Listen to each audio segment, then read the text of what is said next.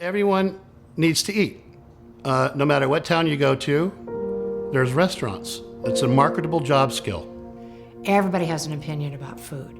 It doesn't matter where you come from in life, if you're from a very rich background or like our people that have come from the streets. When you all sit down and eat together, everybody's equal.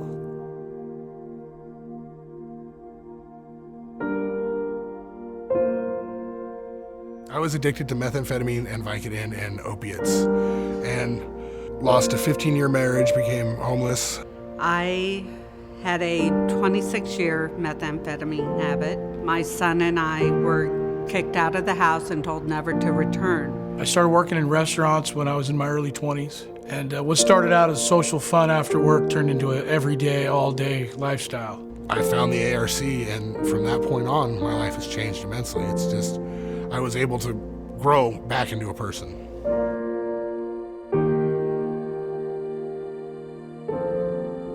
Our culinary program was started with the vision of a woman on our board, Linda Greenlee. She saw when we remodeled and built the kitchen what a beautiful place it would be for people to learn how to cook, and the fact that it changes lives even more dramatically than some of our Salvation Army programs. I realized that I came from a middle-class family. I was raised in a certain way that I made my bed. I was responsible for going to work.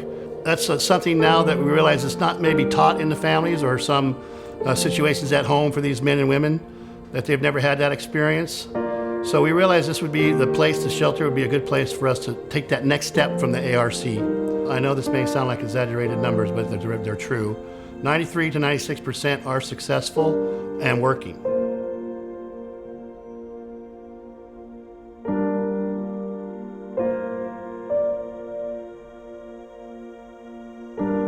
It changes lives. It gives the people coming out of addiction the chance to get back out into society, to become productive citizens. Well, from what I've seen, I would highly recommend the program to anyone who would be interested in it. Oftentimes, I've seen programs in the past that just touch the surface, and this program goes deeper into learning a skill and then taking it to the workplace. They're not only learning to be walking with God and with Christ, but they're also learning a profession where when they graduate, they can get a job.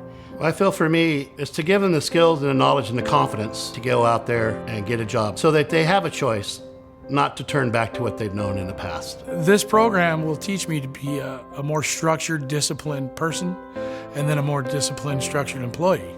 This is their job. They show up on time, I check their uniforms, they're showered and shaved. So we instill those responsibilities of responsible adults. And there's a lot of recipes, knife skills, vocabulary, kitchen etiquette. It's hard to explain what it means to me because it's done so much for me. It's made me a better person because I care more about my fellow man. It's taught me a skill that I've always wanted to know. It's got me an excellent job doing what I love to do, and it's just amazing to me. We support it 100%. We look forward to the future of what this partnership will do for us all. If it wasn't for the Salvation Army, I would be dead or in prison. Certainly a man without faith, without hope, without a family, lost. They saved my life. God and the Salvation Army saved my life. The Salvation Army changes lives. I want people to know, people who are out there in their addiction, there is a way out of it. There is hope. There's God. God can do so much for you if you just ask. It may not be in the time that you want it, but it's going to happen, and it does. I'm living proof of it.